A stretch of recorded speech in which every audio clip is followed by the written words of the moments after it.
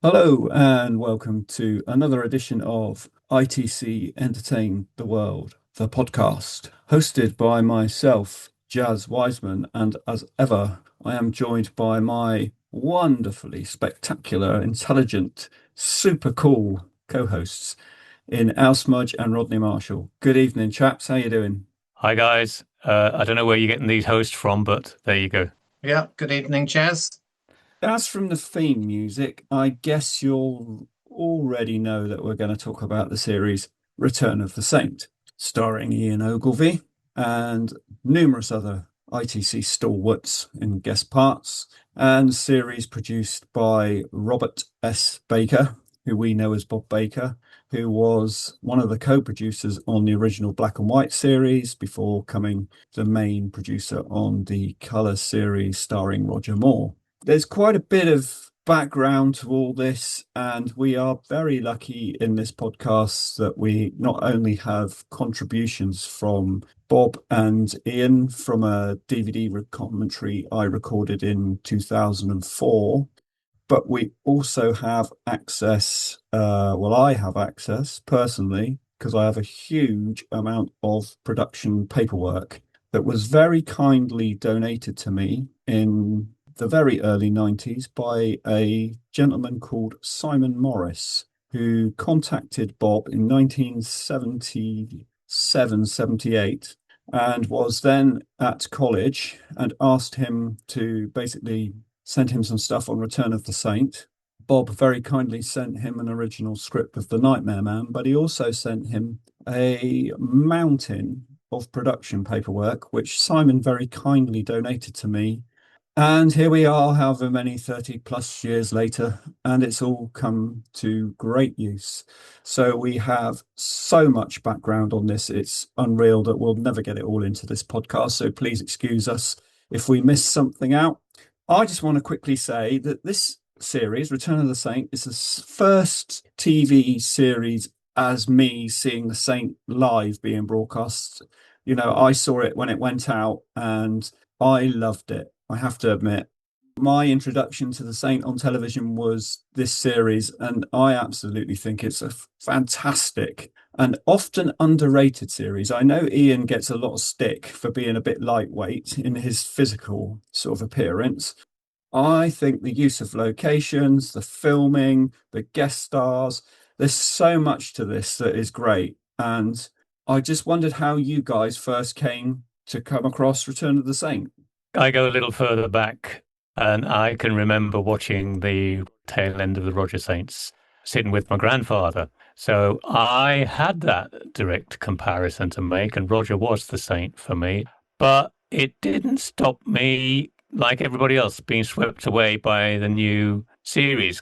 There was a whole different style to it. We were going abroad, we had these wonderful locations. And I do remember people speaking about it. My generation of friends were really excited by it, but I was back on transmission, just open-minded and welcoming to the new one. My introduction, I suppose, was the fact that Ian Ogilvy was a family friend. He and my dad had worked on a horror film, and Now the Screaming Starts. And he used to come round occasionally for dinner. And I was at primary school when Return of the Saint came out. And Titus, Ian Ogilvy's son, was in the same school. And as soon as Return of the Saint started on TV, if it was Ian rather than Mrs. picking Titus up, the mums went mad outside school. So you realise that Ian Ogilvy was very much a sort of a sex symbol on TV because of the popularity of it.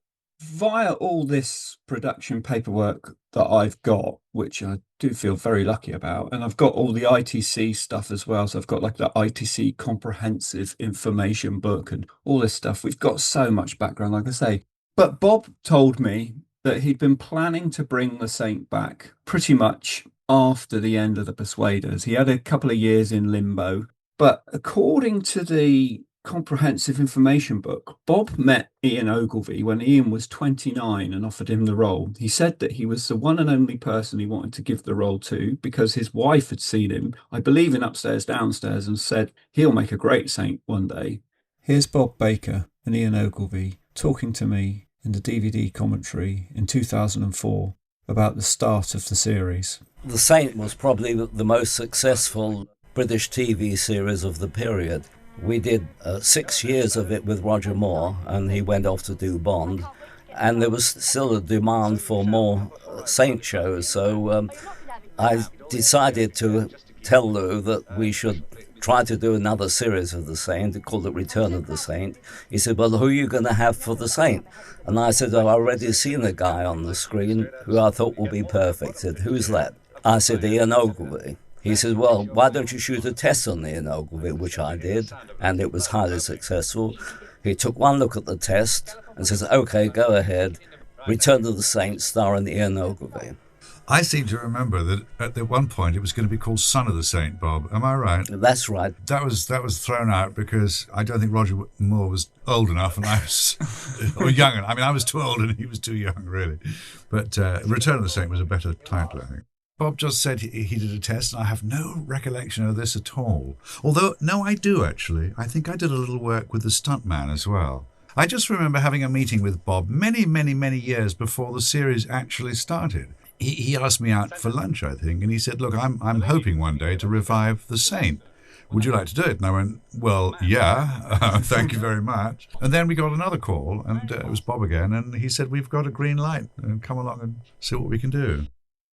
Ian didn't start filming this till he was 33. So there was a sort of 3.5 year gap before it actually sort of got off the ground, which is pretty long for a series to be not even in pre-production, but being someone's idea. There was this idea when it first came back, it was going to be called Son of the Saint, but that was very quickly dismissed. Probably for a good reason, actually, because I think Return of the Saint is a better idea. And if it had been called Son of the Saint, maybe there would have been this funny feeling that it was some sort of continuation of the original series, where what I like about Return of the Saint, it's a bit like when you get a new Bond. It's actually a standalone series. It's not the Saint of the 60s continued like, for example, I believe the New Avengers is, because it's got that continuation of Steed. This is a brand new series, and that's why I like it. Yeah, I'd read somewhere, Jaz, and I don't know if you can throw any light on this, that if they were going to do the Son of the Saint, unfortunately this idea was quickly scrapped. There was going to be an intro where Roger Moore came on and introduced each adventure. I can't see that would have ever got off the ground, because there's no way Eon ever allowing Roger, who is now playing the most famous spy in the world, to be introducing another iconic action-adventure hero on TV. Yeah, there was that idea that was going to be the case, but I'm very glad that it didn't happen. Like Bob himself said, James Bond has changed actors midstream and it's done him no harm. So we can have a new lead and it can be just Return of the Saint as a continuation of the Saint. We said about Ian being 29 when he was offered the role. He didn't take many parts, I think, from what I can gather from what he's actually said in the terms of waiting to take this role. And I'm just looking at some dates here. January 76, the series was a definite possibility, according to Ian Ogilvy, but it wasn't until April 77 they actually started production in terms of filming. So quite a wait. Ian said that he was waiting for the role, but in his autobiography, he sort of says, I made a pretty lousy deal. It was a flat fee job with no repeat fees and no overseas payments. And as we know, the series sold pretty well around the world. I think it's important to point out when we talk about reboots, and I'm not a fan in general of reboots, I think it's lazy. But in terms of The Saint, it wasn't as if Roger was the original Saint. We've had Saint on film, we've had Saint on radio, which was very popular in the States. And of course, Charteris is Saint. Which Simon Templar are we talking about? The one who's got a gang and goes around with a flick knife and he's an outlaw, or the one working with British and American governments? So I think The Saint is a movable feast. It's something that can be rebooted without people having to think, oh, well, it's not quite the same as it was before. I think The Saint is quite a timeless character. And in terms of that, there's very little in Return of the Saint that you can kind of attach to Charteris, because there's no original Charteris stories. There's no Teal, there's no Patricia Holm. This is kind of like just Saint standalone. Nothing else really to do with anything that's been Saint on TV, radio, in film in the past. Yeah, the Saint has evolved over the years, and obviously as they progressed with the Roger series and they came up with original stories for that one, it moved away from Charteris. When Roger turned up, there weren't a great deal of comparisons. It was just a natural thing. But unfortunately, Roger does cast a long shadow on Return of the Saint. I mean, when you think about it, it's just under 10 years since the original Saint finished. That seems like a long time, but it isn't. Eventually, there were people making comparisons. Like you, Jaz, I think this Saint is quite a different beast, really. I think for me, the biggest issue or debate to be had is not Roger versus Ian Ogilvy. It's the fact that when you do bring back 60s shows like The Saint or even The Avengers, the problem is, are you going to get caught between riding the nostalgia feeling of this is a 60s action adventure coming back? Or are you going for the harder edge of a genuine 70s post-Sweeney sort of Survivors era TV? This is where I think the actual scheduling is a big issue, because 7:15 on a Sunday evening is family time. A lot of the material that the Return of a Saint was looking at, whether it's terrorism or even the episode we're going to be centering on today, I don't think those are 7:15 shows. No, I guess not. But I mean, from memory, looking back, watching it, we did all sort of watch it together, like my parents and my brothers and sisters. I suppose because of the Saint in the 60s, it probably got through on that 7:15 time slot. They maybe thought it was a bit more tongue-in-cheek, and it probably wasn't until it was actually shown that it came across as being a lot more gritty, and the storylines were much more hard-hitting. Maybe the violence, like we've talked about, was played down because of American scheduling. Bob and Ian have talked about that. A trip over might be a quarter of an act of violence kind of thing, and a punch in the face might be one act of violence, and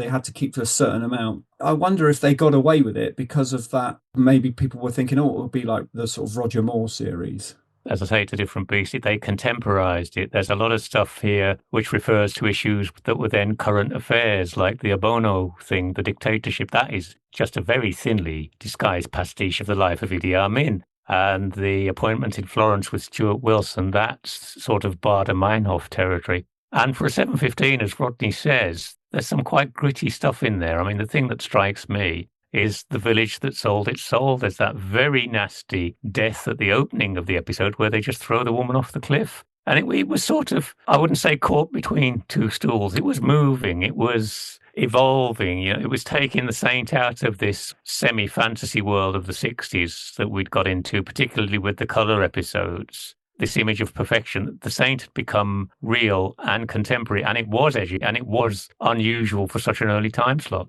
Well, we're going to get adult material which you simply wouldn't have got in the 60s Saint. So in one of the episodes, Simon Templar is in bed with the villainess, and it's quite clearly post-coital in bed with the villainess. We're going to be looking at an episode where the villain talks about, yeah, maybe I might rape you before I murder you.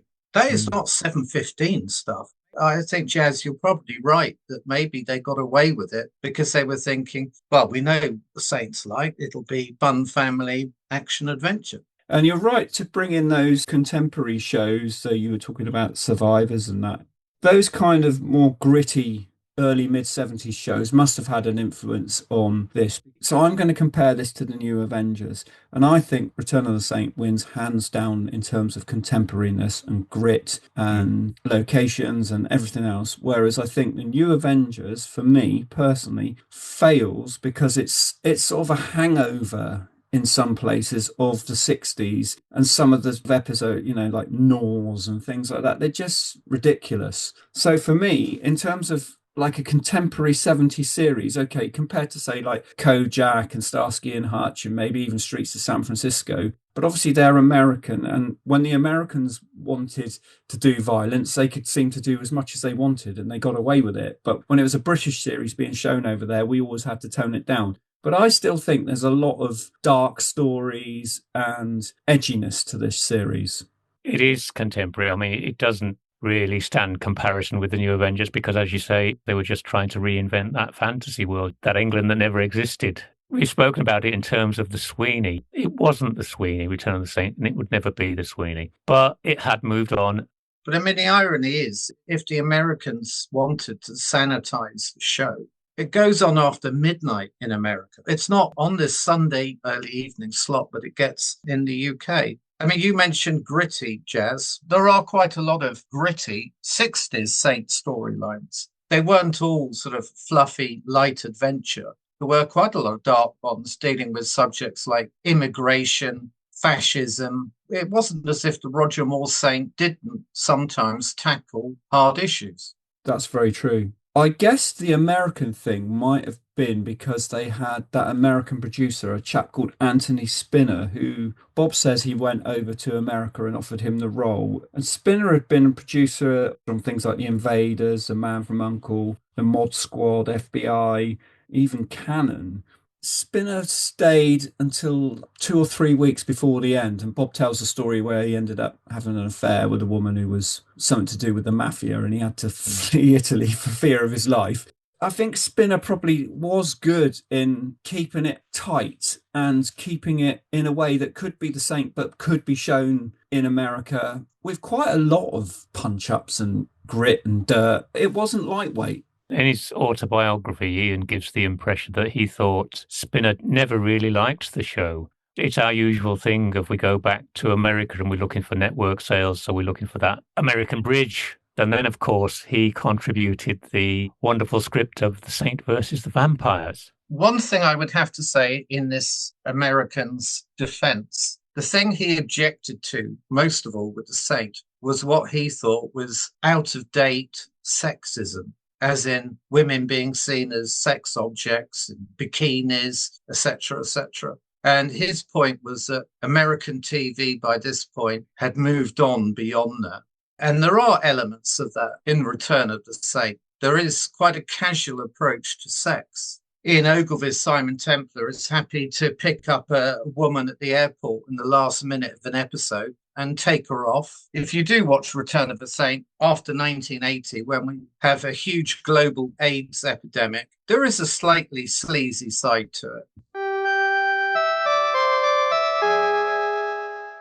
Filming starts on the 27th of April, 1977, in the Camargue in France, and there are 3 weeks spent in the Camargue. They then move on to Nice and shoot episodes in the south of France. Similarly to the Persuaders, where they filmed part episodes and then came back and completed them at Elstree. And Elstree is the base for this series, which is obviously where the 60s Saint was based. And then they stay in Britain for a while, for the sort of autumn winter of 77, before moving to Italy. And they fly to Cortina on the 3rd of April 1978. And series completes filming in Italy on the 15th of September 1978. But Ian stays on for 2 weeks doing post-sync-in, which he says he gets very good at. So this series is in production from April 77 through to September. So it's a long old shoot, this, isn't it? Yeah, but he did get a break at one point because he squeezed in a play of the month for the BBC,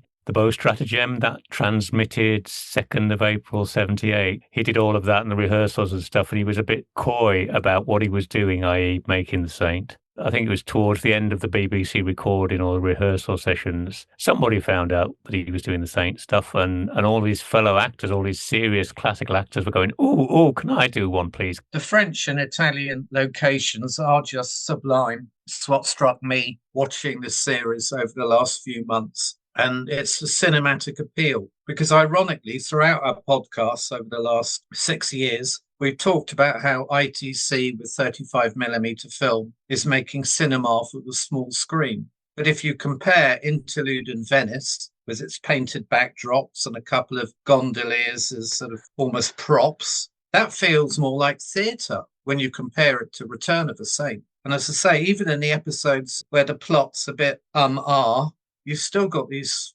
fantastic location shoots. Starting in France is a sort of thing that all these ITC series kind of do, isn't it? You know, we've got that with Persuaders and Adventurer and even Zoo Gang being all done there. So it's clearly a formula that works. But what I really like about this is that the fact that they then go to Britain for the sort of autumn and winter, but then they go back out again and they do 9 episodes out in Italy. By the time you've added in the French ones, it almost is like 1 episode overseas, 1 episode in England, 1 episode overseas, 1 in England. And I think that really adds to the whole cosmopolitan kind of feel to it, that this is very high production values. You know, there's a lot of money spent on this program, and all of it is kind of on screen, if you know what I mean. I mean, they didn't really have a problem in getting things like cars this time, where, you know, it was British Leyland, but they got the Jag XJS. That's a great looking car all the time. As you say, basically there are 3 stars of Return of the Saints. There's Ian, there's the car, and there are the locations. And this was the thing that made the massive impact after the Roger Moore Saints. We were away from Elstree. We were away from the backlot. We had beautiful locations. We had glamorous people. We had the Martini set. That car was as amazing as anything we'd seen. The series cost, I think, around $3 million. And like you say, it's all there. I mean, when you think of some of the places they went to, coordinating shooting out in these busy tourist places must have been a bit of a nightmare. In many ways, it feels to me, watching Return of a Saint, it's halfway between the Saint and the Persuaders. It's got almost as much in common with the Persuaders as it does with the original Saint. That's just my feeling. You two might disagree. You're kind of right, but I would say it's even more past the Persuaders in terms of the filming and the locations, because obviously with Persuaders, we get those ones that are set in the south of France. And yeah, they do go to Rome. Well, Roger goes to Rome for a sort of weekend to give it that little bit of extra. I guess because there's only Ian, really, and there's only the car, they can kind of do that as well. One thing I noticed, particularly at the episode we're doing, which was Duel in Venice, it's a very small cast. You haven't got suddenly 20 actors to get to Venice. They've just got the key, literally 5 or 6, and that's it. For me, it's kind of beyond the Persuaders in terms of location and stuff. But you're right, there is that feel. I love that perfect little piece of Persuaders connectivity where you get Lawrence Naismith in the Poppy Chain and he's playing at the Vengeful Father. I just thought that's the action man Judge Fulton could have been. Like Rodney says, there's that leapfrog linking, whatever you want to call it, between the Old Saint and the Persuaders. But the fundamental point is that there is a particular style to this which we were missing over the classic ITC years. I suppose one of the reasons I linked it to the Persuaders was post-Persuaders, we get Europe on the cheap. We've got Jason King in certain scenes wandering around foreign locales, etc. But this is full on. I mean, you told me, Jaz, a while ago that the Italian episodes are 100% filmed in Italy, everything. So that they've gone at it full tilt. Bob said this himself in the commentary, that actually all the episodes were filmed in Italy. They didn't have a studio there, so they were using real hotels, for example, for hotel rooms. The interiors you see are actual insides of buildings that they've taken the cameras in and literally just lit. There's no sets, which I think is fantastic, because obviously where we sort of take the mickey a little bit out of the ITC programs ourselves, because when we see a champion set that's got the same green paint that was in the one the week before or something like that, we have a little laugh about it. But that you can't really find any of that in this series. It's obvious in some of these things because you get that sort of live sound bounce. The logistics of it, again, make me shiver, but you get value for money on the screen. I've never seen anyone connecting them in any way, but I find it quite interesting. A number of people, actors and writers who'd worked on Van der Vaart the previous year, who come to Return of the Saint. Because, of course, Van der Vaart, when it came up for its 3rd run, my dad worked on that. Instead of it being made on videotape, mainly at Thames, it was all on location in Amsterdam, filmed by Euston Films. And Maurice Coburn, who I'm sure we will be talking about later today, he plays a memorable villain in one of those Van der Vaarts. Philip Broadley worked on it. Ian Hendry, who reappears wonderfully in Return of the Saint. And so this is probably quite an exciting era for writers, actors and directors actually getting to go to these places. You say you shiver there, Smudge, about the getting all the logistics. Well, looking at the movement orders that I've got in all this production paperwork, it's been meticulously planned. I have to say, Malcolm Christopher, who was the location manager, and he'd obviously been on The Persuaders and The Saint and a number of other ITC shows and then on to films. My God, he did the most amazing job on this. Bob was talking about how, you know, they had to get permission to go to Venice from the municipality and all of this. Malcolm's in the background doing all this donkey work. he has done the most incredible work. I think particularly on the one we'll look at in Duel in Venice, which I must point out, I always say that ITC and boats don't go together. And we do have an example of this in Return of the Saint with the one that became the movie, The Saint and the Brave Goose, which is an absolute howler on a boat. But for boats, this is, I think, the exception where ITC and boats in Duel in Venice work superbly.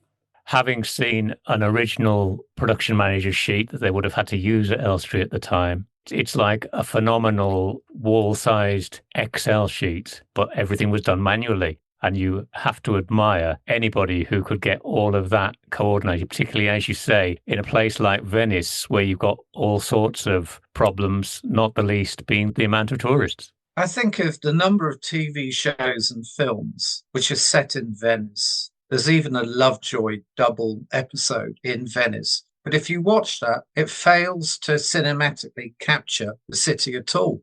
007 films with scenes in Venice, they don't go anywhere near as close as Return of a Saint does to really capturing the feel of the main canals, the little back alleys, the islands. I know I'm getting ahead of myself here, but I do think they did a brilliant job in terms of planning, the actual production, the filming. This is superb stuff.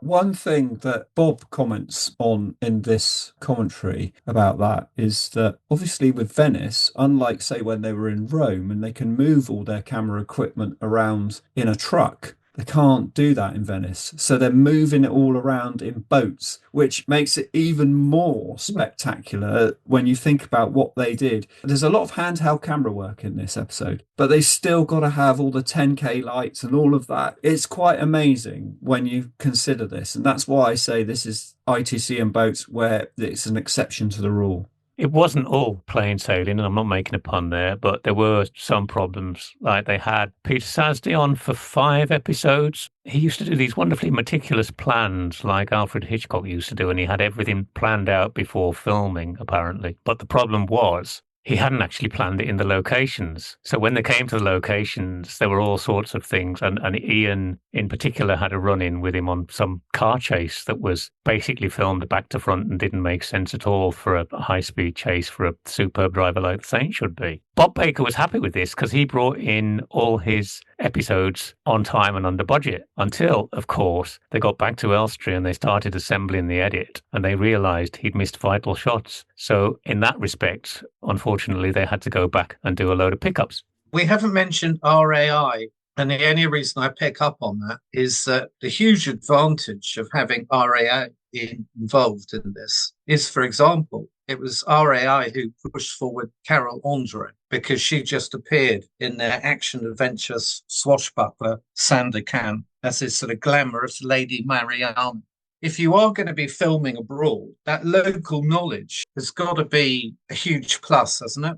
Well, you make a really interesting point there about bringing up RAI, because in the commentary, and Bob is really honest about this, he said he went to Italy and he had a meeting with them about the filming of this. Here's Bob Baker talking to me in the DVD commentary in 2004. Then later on, we had a deal originally with Rai Television, that's the Italian state television, to make a number of saints in Italy. But during discussions, Rai and I fell out a bit. So Lou says, go ahead and do it yourself. I'll fund it. And Lou funded the whole operation in Italy, which was quite an experiment at that time because no other television film series took the trouble to go to a location and shoot the entire shows 100% on the locations. We had to shoot in palaces, in houses, in hotels, wherever we could. And it was really quite an experience. And it was a great thing for our crew, particularly the location managers, to find the right locations in a short time and to move the crew around from place to place. It was really logistically quite a difficult thing to do. The cooperation with Rai from that point was literally non-existent. I'm glad you brought that up because that's a really good point, because actually Rai got a credit.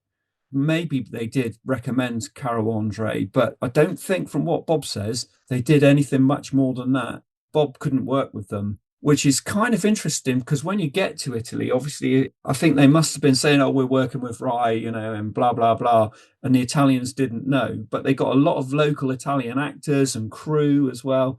That's a whole sort of can of worms that is quite fascinating about this series. I'd be interested in that because, as you say, when you look at those Italian episodes, the entire crews are Italian. So goodness knows how they did that without local cooperation.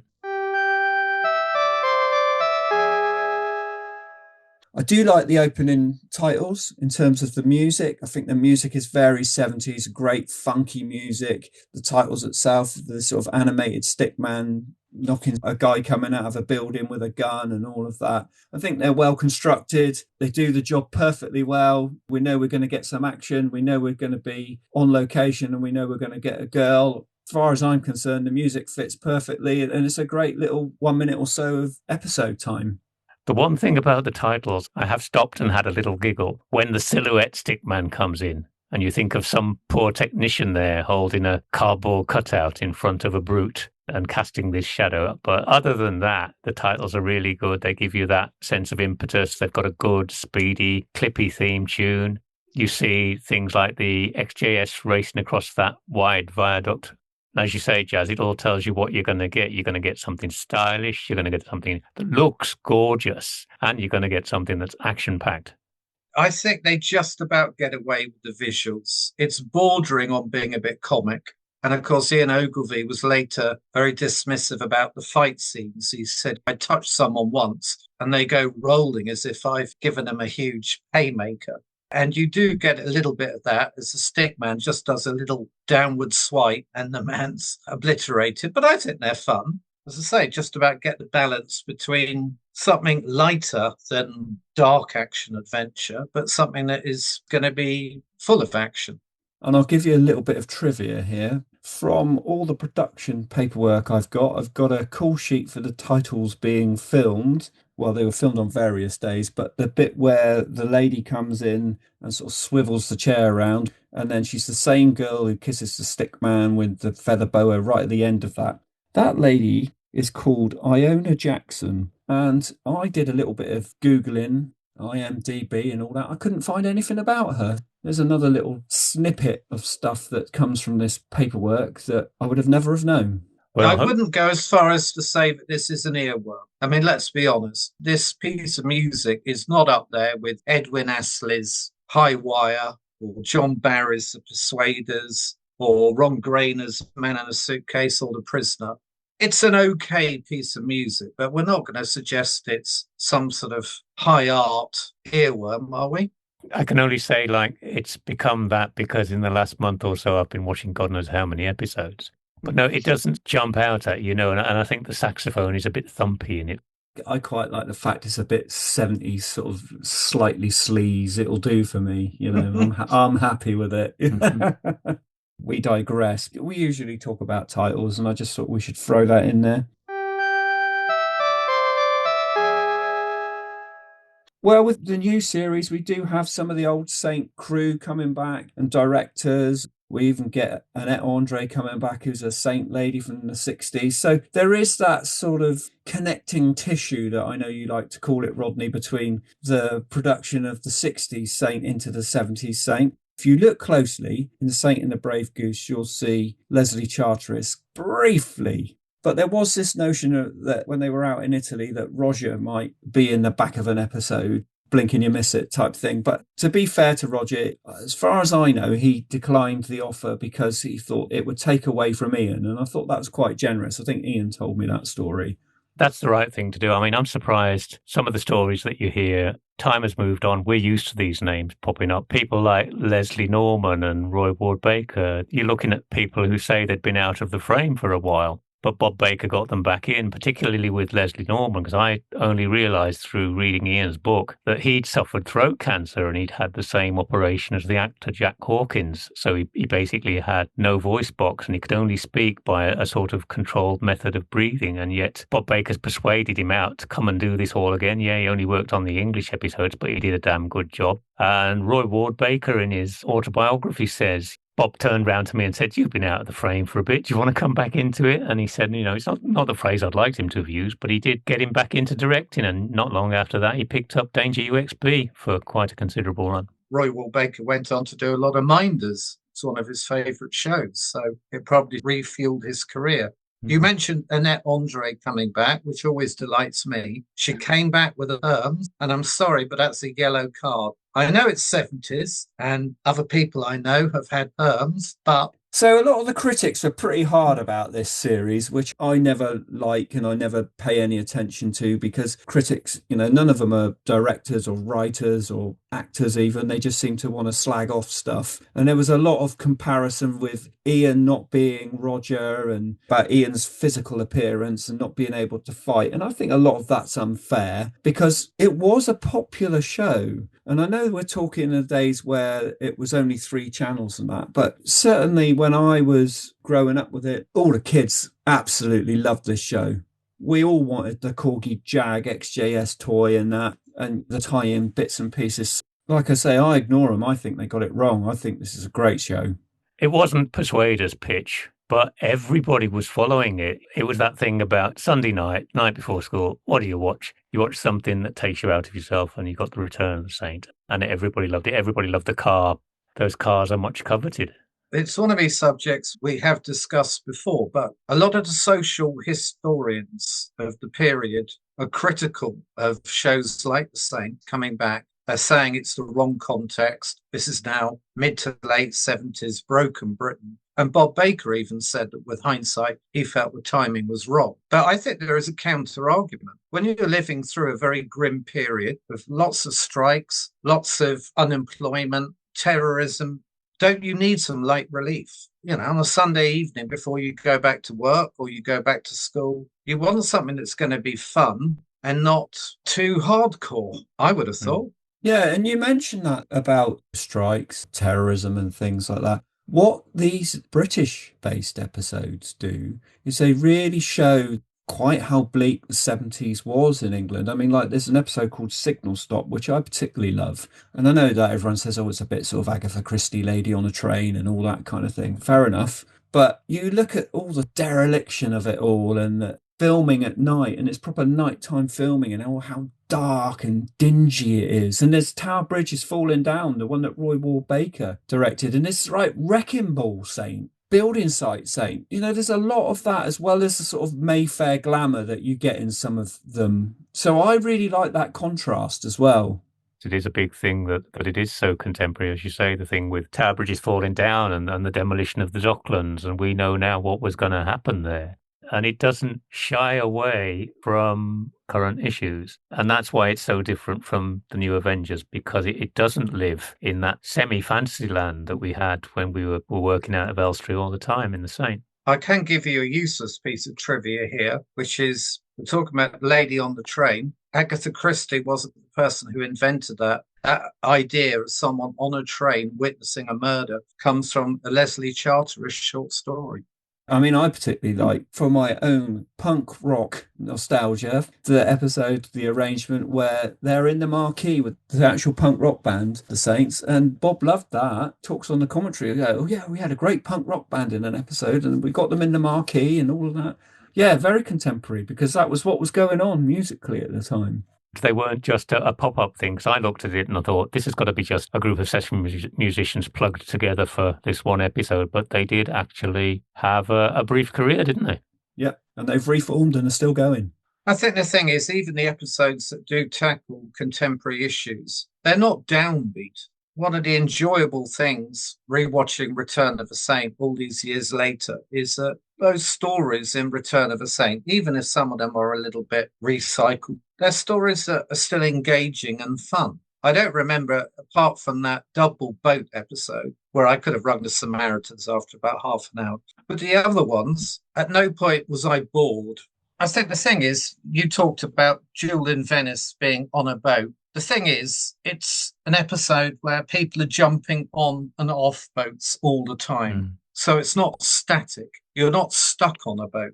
The one thing we haven't mentioned so far is Sartorial Saint. And we know what I'm going to come up with here now. I think most of the clothes that Ian Ogilvy wears as Simon Templar are okay, bearing in mind this is the mid to late 70s. But I'm sorry, the Mediterranean white trousers. Action men do not wear white trousers. Roger Moore would have never worn white trousers. Because Ian Ogilvy was a very slim guy, he's not a physical presence. The one thing you don't want to do is put him in sort of tourist gear. And of course, as he's involved in action, but the white trousers remain immaculate. That to me was a minus point, and obviously that's not the actor's fault. I would agree with you. The white trousers are a bit of a no-no. Just to follow on from what Rodney was saying about the clothes, apparently Lou Grade himself disliked some of the styles, and there was a missive sent from on high saying, get the Saint back into suits straight away. It was also given as one of the reasons why a second series wasn't commissioned, because he didn't like the gear. Yeah, I guess we should quickly talk about all of that, because even though the series was sold to 73 countries and was a very popular series all across the countries it played in, despite that success and being shown in America, it didn't get that second series. I think it would have definitely done all right and benefited from a second series. Partially the reason it didn't get that second series is because of the financial catastrophe of Raise the Titanic. In his book, Ian says if they had come back for a second series, they would have been more Elstree Studio based, so perhaps it was a good thing. Sounds like the Persuaders all over again. Bob Baker makes the point, and I think it's a really good point, that obviously Ian, to begin with, is in Roger Moore's shadow. And Bob Baker said that he felt had it got a second run, Ian would have been in character, he'd have felt more comfortable, would have had far more confidence. I'm sure on a second run, he wouldn't have still felt he was in Roger Moore's shadow anymore. I have read that Ogilvy was contracted for 6 seasons. Is that correct or not? I can't find any actual documentation for it. We're going to focus on the episode Duel in Venice, which is my particular favourite episode in the entire series. I know it's a big fan favourite. It's Ian's favourite episode, as he says on the commentary, purely because, you know, it was all shot on location in Venice, and Venice was great. And particularly he liked Carol Andre. The filming starts on this on the 17th of April, 1978. Finishes on the 28th of April 1978. They only get one day off, which is Sunday the 23rd of April. The crew had moved from Cortina to Venice on the Saturday the 15th, so it really was a tight turnaround. They arrived Saturday and they're filming Monday, so they get that Sunday off, but you've got to think about it. They've got to have everything ready for the Monday morning, so I shouldn't imagine that they had much time off. What is brilliant about this is no studio interiors. The filming of Venice, I know Venice is a very small place, but it actually feels much bigger in this because we get all the islands and we get the sort of little outcrops of Venice that are in the lagoon that you don't tend to get in other TV series and films. And there's not a dull sequence in this episode. It moves at such a great pace. I watched this last year and I thought I'm going to identify every single episode location in this. And you know what? I managed to get them all except for the bit where they go and meet Guido. And that's that interior garden bit. But every other location I've managed to find. I sent them to Anthony McKay on his Avengerland site and he's done a map. So if you wanted to do a scene by scene visual trip around this episode, you can. And it's got a great villain in Maurice Colburn. I think he's superbly deranged at times, and he's a bit OTT gay, but I like him. And Catherine Harrison, who's Rex's granddaughter, she's decent enough. I mean, it starts off as a sort of typical Saint story in the way it's very straight. It's a very simple plot. That basically there's a girl with the Saint. She gets kidnapped or picked up, and the Saint has to find her before the madman decides he's going to kill her and him.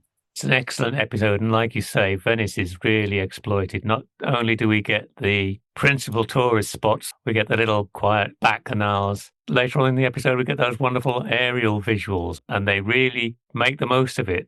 They literally flew in very quickly. And Catherine Harrison said in a small interview she gave for TV Times, they didn't really see much of Venice. Basically, it was in, out, shoot, get everything done. It really was a tight schedule. And the only sort of thing she pointed up was that they had to have injections in case they fell in the water.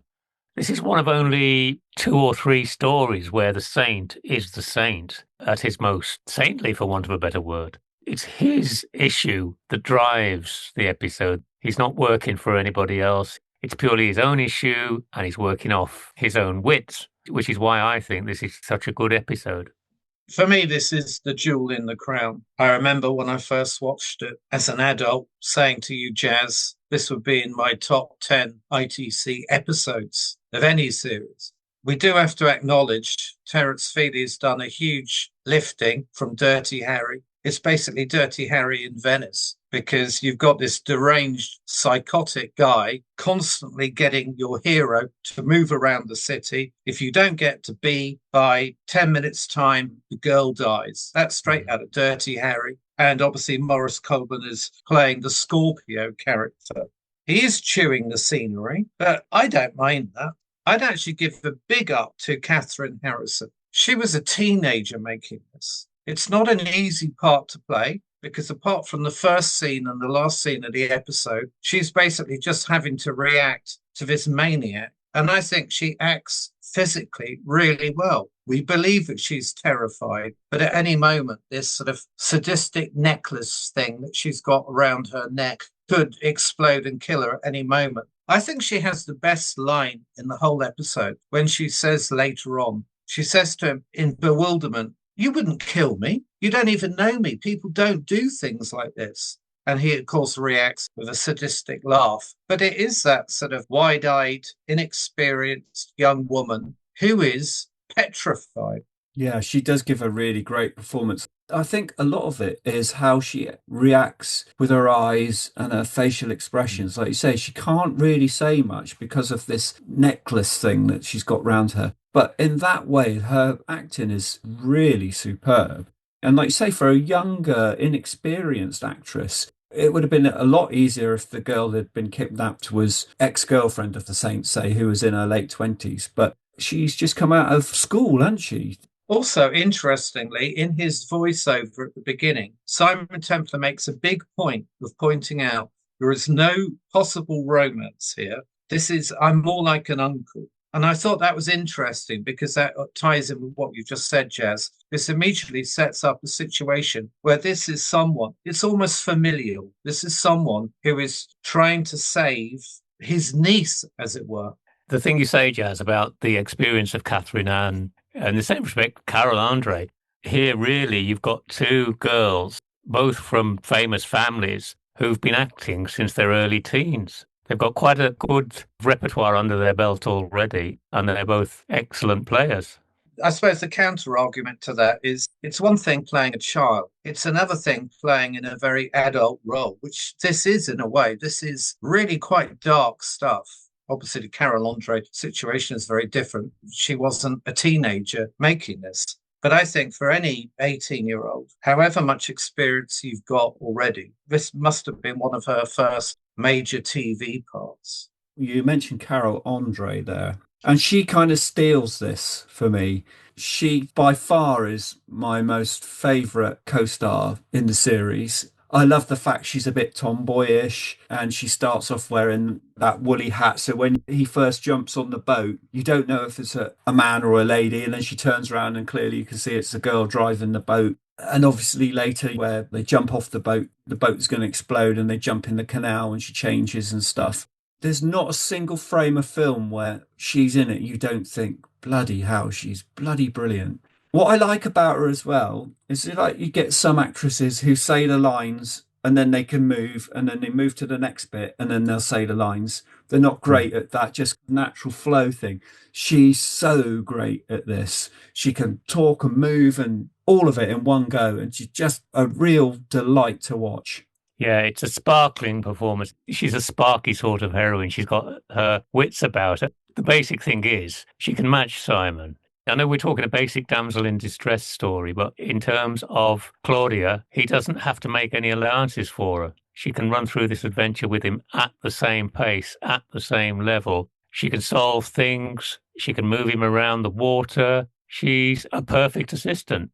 In many ways, it's only because of her that he can save the girl, because she has, to use that London taxi expression, she has the knowledge. She knows everyone and everything in Venice. Her uncle's a mafia guy.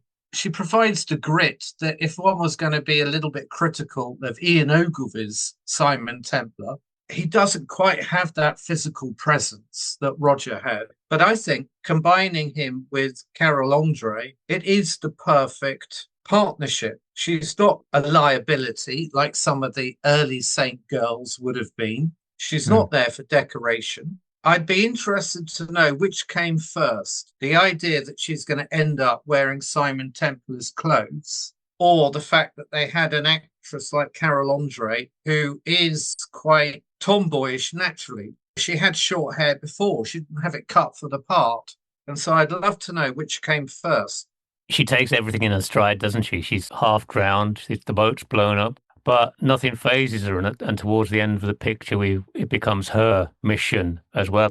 I would have loved to have seen her used in 2 or 3 others.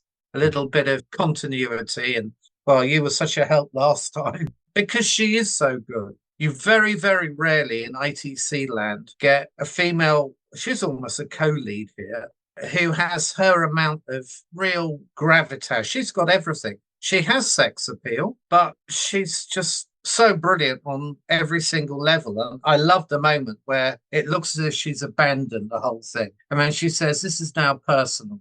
I'm Venetian. And you think, yeah, full on. That's the bit where they go into the chapel to find the body of Luigi, isn't it? And all the stonework falls down and she gives him the keys to the boat back. And Simon looks at her and he throws the keys back to her and says, it's your boat. And then she's waiting outside. And you're right, it gets all personal for her. I like the fact that Jed Blackett, there's a bit more to him than just a typical villain, because he's obviously got a backstory with Simon, because he hints about like when he left him for dead in Africa. And I like the fact that he's sort of playing up a bit where he's using a tape player to play the sound of birds to make them think that he's in St. Mark's Square when he's not. He's clearly good at booby traps, even though Simon sort of sees through it all. I know he's a bit cartoon at times, but there is a bit more to him. That is an interesting point, that there is that backstory, because partway through the episode, Simon explains that Jed Blackett fights in any dirty war that's going. So if Simon has left him for dead in Mozambique or somewhere, makes you wonder, was the Saint getting involved in this dirty war? And if so, why? And you've got to admire his immense planning skills, how elaborate some of these traps are. It's simply fun, and you have to suspend your disbelief. The one thing about Jed is his accent. He might be in Venice, but his accent seems to do a world tour from South Africa, which I assume he started out as a South African mercenary, and he sometimes slips into a hint of Australian, and occasionally he sounds like he's from the American Deep South. He manages to do almost the impossible, the actor, in that, yes, he is OTT, and yet he doesn't become a cartoon character. He does retain a certain terrifying nature. You do honestly believe that the character is quite happy to rape, kill, whatever, and that he'll get kicks out of it. And so he does retain that terrifying edge.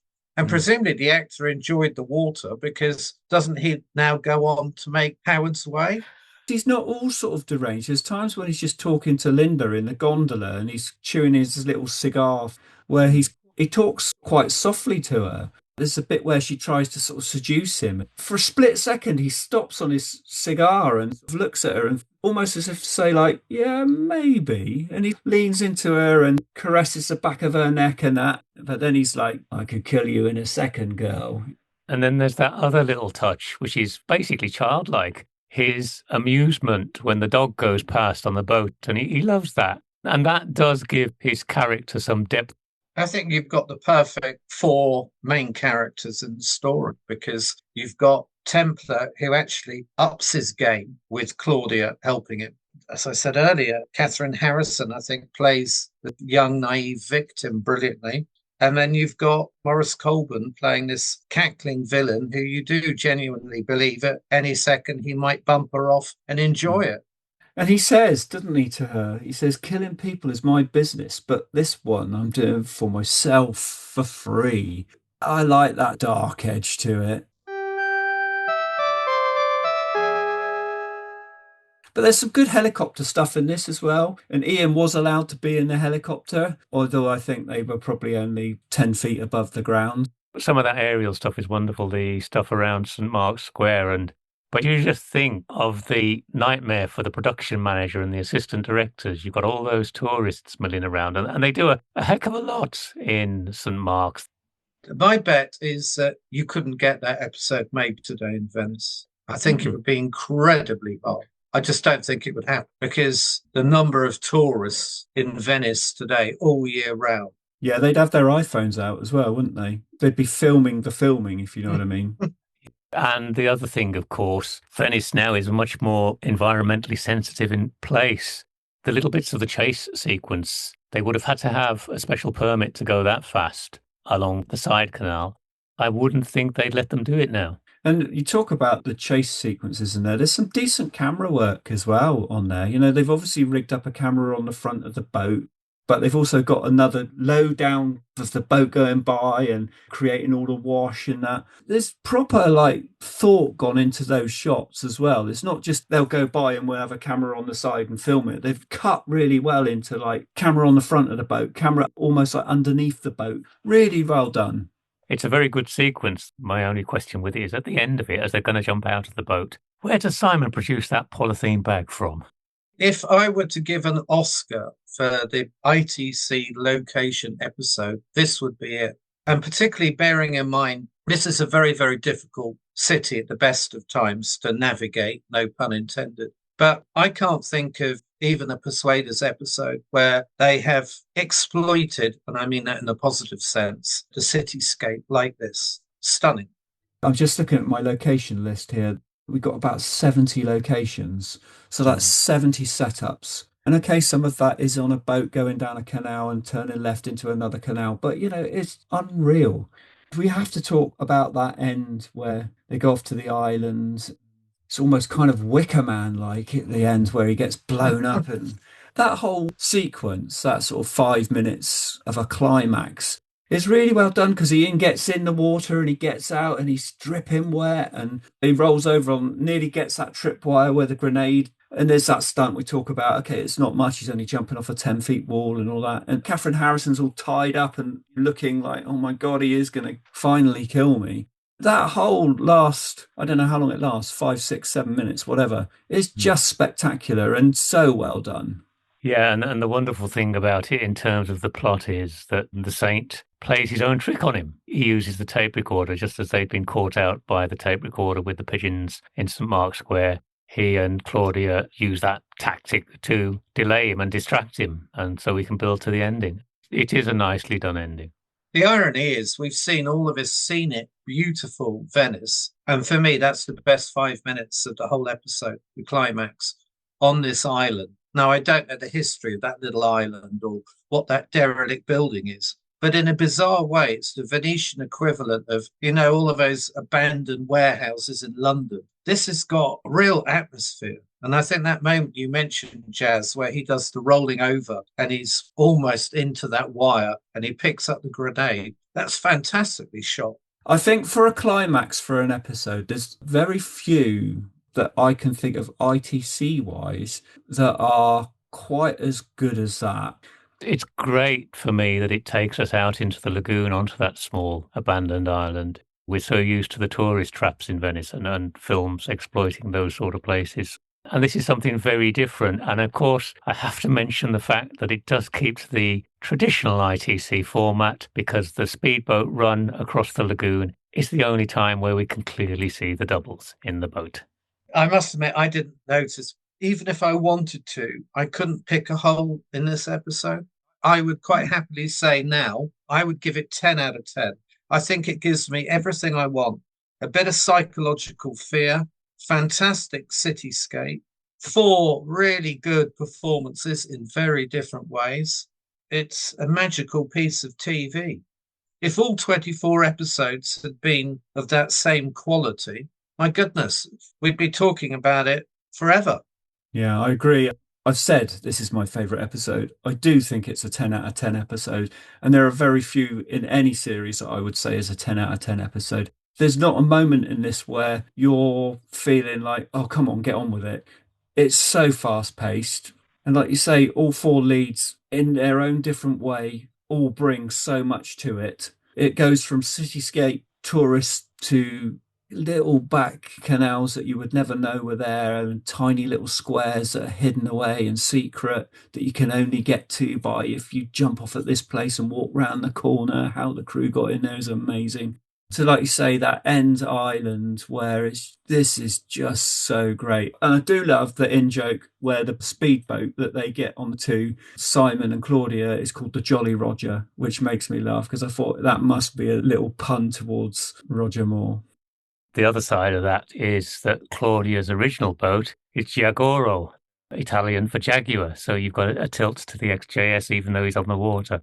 I'm in Rodney's camp, and I'm sure you're with me here, Jaz. I would love to have seen the two of them, Claudia and the Saint, team up again somewhere, even if it was only just one extra Italian episode.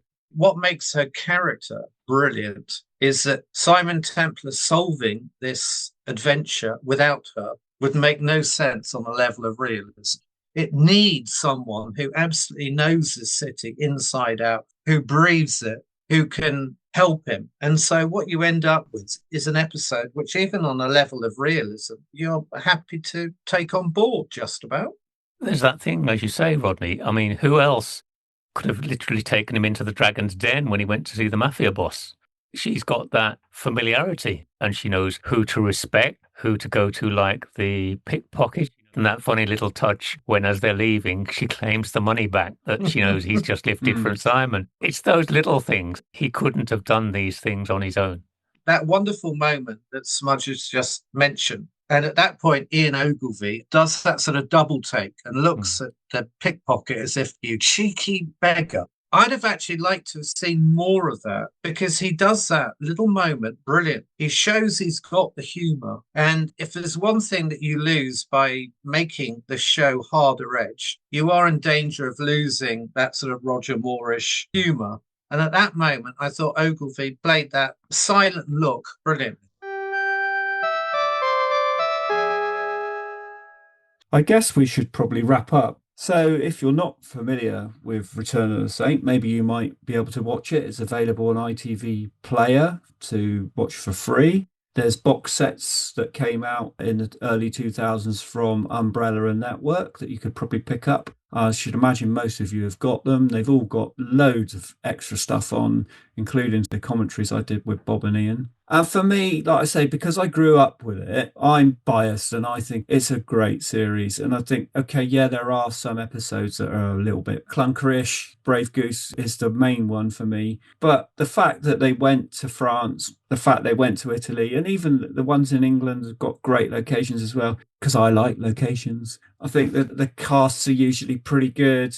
I think if you want to watch a 70s series for ITC, I think Return of the Saint is probably, I mean, obviously, yeah, people I know, the Persuaders, but that's 70, 71. I'm talking a little bit on from that. This is leaps and bounds, and it's really up there, I think. It's a fun series. It's like any show. It's not without its faults. I mean, as you know, Jaz, the one pet hate of this for me a bit is the overdubbing. I do notice quite a lot of the overdubbing, but you ride with it. The plots aren't perfect, but it's an adventure. It really is good fun. There's a lot literally to be seen. So if you haven't seen it, get out there and enjoy it.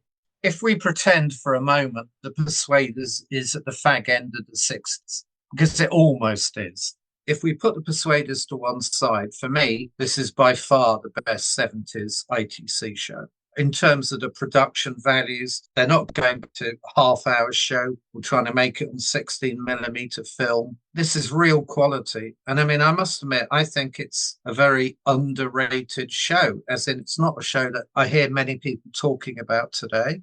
A Blu-ray really should be a must. It's crying out for a Blu-ray. It would look spectacular. I mean, it looks nice. It looks good on DVD. They didn't do a bad job with it. If you imagine how that scenery, which is the big star of the show, aside from the star, isn't it? You imagine how that would look sharpened up. That scene, I can't remember which episode, where he's meeting the drug barons in that amphitheatre in Orange or wherever it is. Scenes like that would look stunning. Poppy Yeah. Chain, I think that is, isn't it? Yeah, Yeah. I loved Poppy Chain because, like I say, we got Judge Fulton being a man of action. that was a good point you made. It is almost a wink, isn't it? It's got to be. Well, on that note, I'd just like to thank you guys for sitting here and chewing the cud over Return of the Saint and in particular Duel in Venice. Thanks again for listening to us and to the ITC Entertained The World podcast. I really hope you enjoyed this. We'll be back in the future with another podcast, but I would like to say thanks to my co-host, Samujh and Rodney Marshall. So it's goodbye from me. Goodbye. It's been a pleasure. Bye, everyone. Yep, excellent.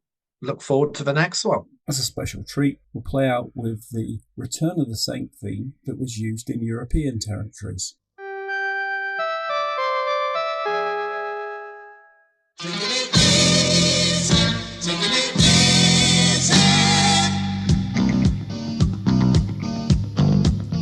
You're taking no dreams, so you're never drunk. You're taking no drugs, you're not a punk. Your nose in everything that's in your way. Yes, you're just the same. Yes, you're just the same. Taking it easy. I'm gonna sit at home to watch your program when it's on. It's you driving your car around like mad around the town without a ground. Everyone has a dream. It must be just the way you are.